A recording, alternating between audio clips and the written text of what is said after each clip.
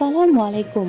আজকের সর্বশেষ সংবাদ জানাবো আমি নুসরাত। প্রথমেই জানিয়ে দেব সংবাদ শিরোনাম। নগদে বিদেশি বিনিয়োগ নিয়ে গভর্নরের সঙ্গে বৈঠক করলেন জামায়াতের এমপি আরমান। পাকিস্তানের সামরিক বাহিনীর ওপর হামলার হুঁশিয়ারি। শেখ রেহানার স্বামী শফিক আহমেদ সিদ্দিকের আয়কর নথি জব্দ। সর্বশেষ জানাবো, গ্যাস লিকেজ ও সিলিন্ডার বিস্ফোরণ ঠেকাতে একসঙ্গে কাজ করবে ৩ মন্ত্রণালয়, বললেন ত্রাণমন্ত্রী। শিরোনাম শুনলেন, এবারে বিস্তারিত। নগদে বিদেশি বিনিয়োগ নিয়ে গভর্নরের সঙ্গে বৈঠক করলেন জামায়াতের এমপি আরমান। নতুন সরকার ক্ষমতায় আসার পরও নগদের নীতি এখনো চূড়ান্ত হয়নি। সরকারি খাতে ব্যক্তি বিনিয়োগের সুযোগ দিলে বিদেশি বিনিয়োগ সম্ভব হবে। সরকার যে সিদ্ধান্ত নেয় সে অনুযায়ী ব্যবস্থা নেওয়া হবে বলে জানিয়েছেন বাংলাদেশ ব্যাংকের গভর্নর আহসান এইচ মনসুর। মঙ্গলবার ২৪ ফেব্রুয়ারি গভর্নরের সঙ্গে বৈঠকের পর সাংবাদিকদের কথা বলেন জামায়াতে ইসলামীর সংসদ সদস্য মীর আহমদ বিন কাশেম আরমান। তিনি ঢাকা ১৪ আসনের নির্বাচিত সংসদ সদস্য। ৮ ফেব্রুয়ারি বাংলাদেশ ব্যাংকের গভর্নরের কাছে মীর আহমদ বিন কাশেম আরমানের লেখা চিঠিতে বিদেশি বিনিয়োগকারীদের জন্য নিরীক্ষা পরিচালনার অনুমতি চেয়ে অনুরোধ করা হয়। এর আগে অন্তর্বর্তী সরকারের সিদ্ধান্ত ছিল নগদে বেসরকারি বিনিয়োগের সুযোগ দেওয়া হবে। বিভিন্ন বিদেশি বিনিয়োগকারী নগদে বিনিয়োগ করতে আগ্রহী বলে জানিয়েছেন মীর আহমদ বিন কাশেম আরমান। এই মুহূর্তে একটি বিনিয়োগকারীর পক্ষ থেকে আইনজীবী হিসেবে তিনি বাংলাদেশ ব্যাংকের গভর্নরের সঙ্গে দেখা করতে এসেছেন। পাকিস্তানের সামরিক বাহিনীর ওপর হামলার হুঁশিয়ারি।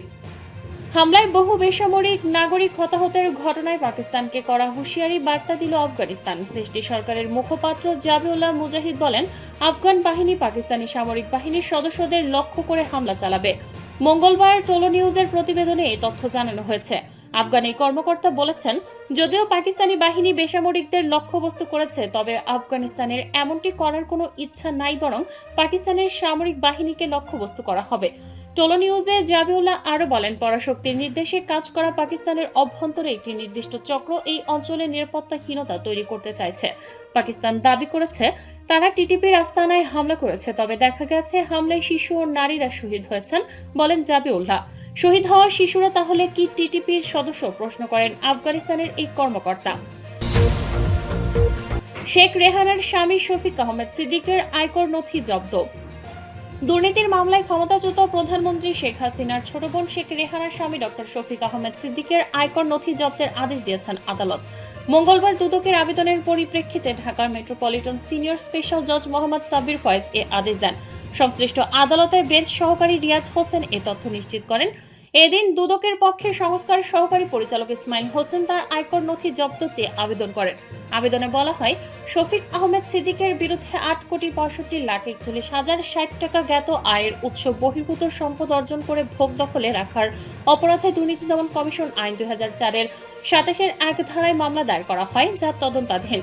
মামলার সুষ্ঠু তদন্তের স্বার্থে দুর্নীতি দমন কমিশন আইন ২০০৪-এর ১৯ ধারা ও দুর্নীতি দমন কমিশন বিধিমালা ২০০৭-এর ২০ বিধি অনুযায়ী আসামির আয় ব্যয়ের সঠিকতা এবং মালিকানাধীন অন্য কোনো সম্পদ রয়েছে কিনা তা যাচাই বা পরীক্ষা নিরীক্ষা করার জন্য তার ২০১৩ থেকে ১৪ থেকে ২০২৪-২৫ করবর্ষ পর্যন্ত আয়কর নথি জব্দ করে পর্যালোচনা করা প্রয়োজন। গ্যাস লিকেজ ও সিলিন্ডার বিস্ফোরণ ঠেকাতে একসঙ্গে কাজ করবে ৩ মন্ত্রণালয়, বললেন ত্রাণমন্ত্রী। গ্যাস লিকেজ কিংবা মেয়াদোত্তীর্ণ সিলিন্ডারগুলোকে কিভাবে একটা নিয়মের মধ্যে আনা যায় সেগুলো নিয়ে শিল্প, স্বাস্থ্য এবং দুর্যোগ ব্যবস্থাপনা ও ত্রাণ মন্ত্রণালয় একসাথে মিলে কাজ করার আশ্বাস দিয়েছেন মন্ত্রী আসাদুল হাবিব দুলু। মঙ্গলবার ২৪ ফেব্রুয়ারি সকালে চট্টগ্রামের হালি শহরে ও কুমিল্লার দাউদকান্দিতে অগ্নিকাণ্ডের ঘটনায় দগ্ধদের দেখতে এসে তিনি এই আশ্বাস দেন। দিন দিন গ্যাস লিকেজ থেকে এ ধরনের ঘটনা প্রতিনিয়তই বাড়ছে জানিয়ে আসাদুল হাবিব দুলু বলেন, ৩ মন্ত্রণালয়ের সমন্বয়ে কাজ করা হবে যাতে করে ভবিষ্যতে এ ধরনের দুর্ঘটনা থেকে কম ক্ষতি হয়। সেই সাথে মন্ত্রণালয় থেকে যতটুকু সাপোর্টের প্রয়োজন আমরা সেটি দেব। ত্রাণমন্ত্রী বলেন, বিভিন্ন স্থান থেকে পাওয়া তথ্য অনুযায়ী গ্যাস লিকেজ ও মেয়াদোত্তীর্ণ সিলিন্ডারের কারণে দেশে বারবার অগ্নিকাণ্ডের ঘটনা ঘটছে। তাই এই ৩ মন্ত্রণালয়ের সমন্বয়ে একটি নিয়মিত মনিটরিং ও জরুরি ব্যবস্থা গ্রহণ করা হবে।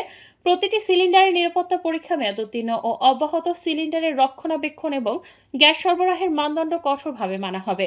এর আগে সোমবার ভোর ৫টার দিকে চট্টগ্রাম হালিশহর থানার ওয়াবদা মোড়ে একটি বাসার জামে থাকা গ্যাস বিস্ফোরণে অগ্নিকাণ্ডে শিশুসহ ৯ জন দগ্ধ হন। এই ঘটনায় এখন পর্যন্ত মৃত্যু হয়েছে ২ জনের, যাদের ২ জনই শতভাগ দগ্ধ ছিলেন।